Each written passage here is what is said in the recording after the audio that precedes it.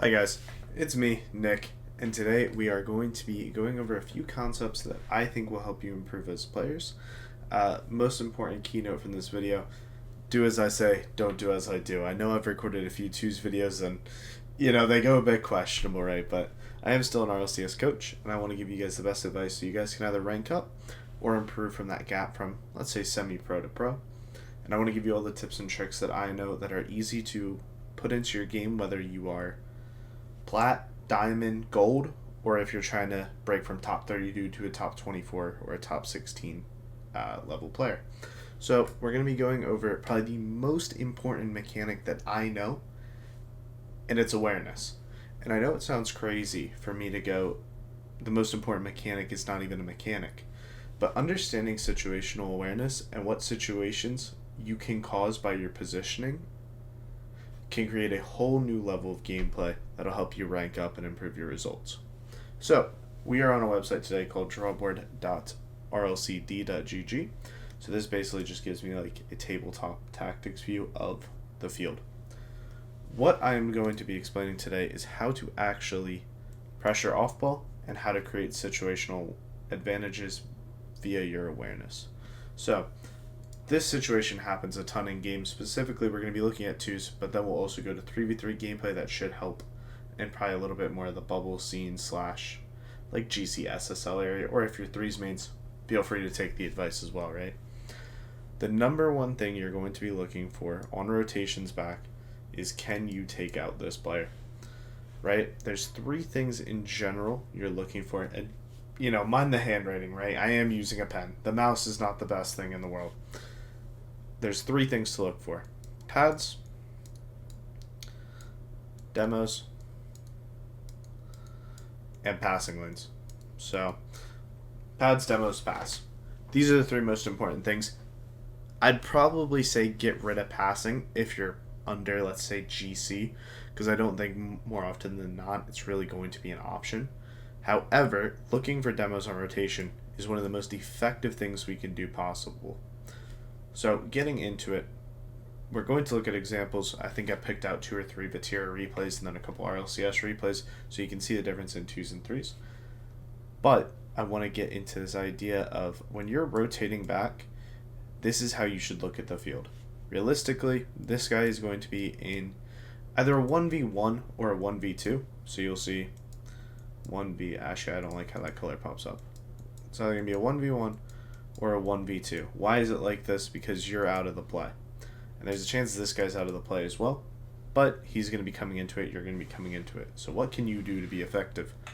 If you take this guy out, and let's say, bang, there's the demo. This guy makes his play, the ball bounces out quite literally anywhere on the field.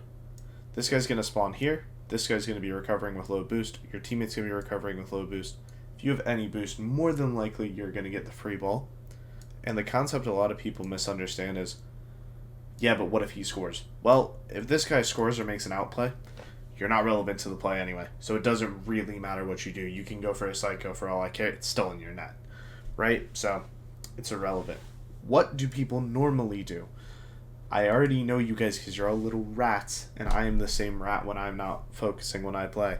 My entire philosophy is, how fastly can I grab a mid boost, and then more importantly, how fast can I then boost to a corner boost? So, boom, 200 boost. No, we're not doing that anymore. That is not what we are looking to do today. We are looking to actually be a good teammate. How can we create space for them? It's basically looking for a bump. The other thing that's really important that people don't talk about, that I love to stress, my players have all heard me talk about it, and they all probably call me a little bit insane. Every padding lane is in patterns of 3. So you can get 36 boost here, and guess what? Boom, 72 boost. This is the most important padding lane in the game. Oh, you're rotating out? Sweep through on this padding lane. Bang, 72. And if you include these two, 96 boost. If you add 96 boost, you're a very, very happy camper. And even going straight through the middle, right? 1, 2, 3, 4, you got 48 boost. That's plenty. That is plenty enough boost to make any save. I think it's 12 to touch the crossbar. But either way, you are in full control of this field. So, when you're on your rotations back, and we're going to talk through a few examples, so, don't feel overwhelmed. It's one is It's a little bit of both, to be honest, but I would probably say number one is demos. Can you create chaos? Can you force this guy just even... Oh, if you're rotating back like this and he's here, then he has to go wide. Okay. Now you own this space. Save gets made. We're still going to have more than likely the possession, or at least we'll be able to save the rebound. Two would be padding. There are going to be times that you're going to have the chance to grab these boosts. Like, let's say this guy is in the middle of nowhere, right? Okay, grab the boost. You know, like, if he's not a threat at all, feel free to grab the boost. And also, let's say it's a banged clear. You're on a rotation back. This guy's pressing. And you want to grab a boost and be a passing lane. Bang. That's all for you. But, you know, kind of understand your rank. That's probably for the more higher level players. But hey, if you're the plat with the mechanics that we all say in the YouTube comments, you do you and you be the best version of yourself.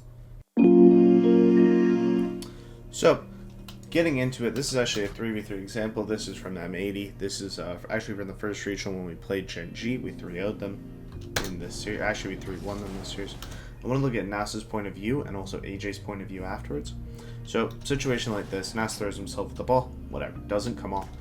But then, on the rotation back, so I want you guys to understand this idea of all three of them are just going to be pushing forward. So where's the space? He's actually chasing first killer here. Whether completely on purpose or not, you know, we can make a little bit of debate. I think he is. By him chasing first killer, okay, he does not get the demo here. And I know I said get the demo first. But it's this idea that him demoing forces first killer forward. So instead of first killer sitting here and being like, oh, yours, thank you so much for this free ball, I'm going to hit you with an air dribble, flip reset, do whatever, because first killer's probably the best player in North America. He now can't, which creates a bigger gap. And then afterwards, we have our chance, right? Ball bounces out to Nas, that's perfect. Oh, you know what's going to happen. You can see it, I can see it. AJ can see it, most importantly. The reason I keep saying this demo on rotation is so important, because in twos, if you hit it, it isolates into a 1v1, which most of the time, first man's just going to throw himself at the ball anyway, which you guys have played Rocket League, you understand this idea of first man forces. So first man's just throwing himself at the ball, all the space is going to be behind him, especially if you hit that demo. So what happens here? It's bread and butter. Bang. Jack is absolutely eliminated, and it leads to Nas having an open goal. So great off-ball awareness, not once but twice, leads to this important goal that gives us a 3-goal lead and basically kills off this game, and I think it actually ties the series for us. So whether it's threes or whether it's twos, and now we're going to look at twos examples, this play is super, super effective. Alright, so getting back into it, this is another random ranked replay I pulled up. I just ended up going on ball chasing. I looked for Vatira replays in twos, and then I basically just picked the ones with the biggest name players just to show no matter who it is, they do it. For example, this game, Vatira, Oski, Nupo. I don't know who Mako Jackson is, but he has the pro tag on ball chasing. I'm pretty sure when I looked at this team profile, it's some Saudi Arabian professional player. But realistically, it's three players that are either making majors or consistently at the top level in twos. So, for example, this play, Vatira goes for a psycho, that's fine. Mako Jackson, don't know who this is, throws himself at the ball. Nupo has a free touch. So Oski's out of the play. Realistically, Oski's not going to do anything except grab this boost. But what we need to look at is Mako Jackson and his landing after the recovery.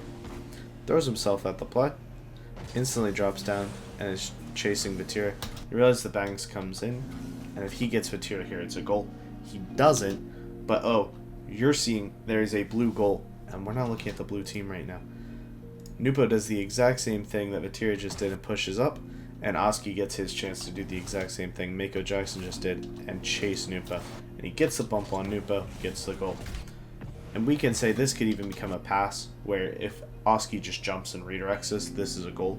But it's a lot easier for people in probably like gold on up to just hunt Nupo down and give this space, as opposed to saying, oh yeah, just, you know, get a skim redirect into the top corner. Because if I tell everyone that, then if people kind of look at me a little bit delusionally.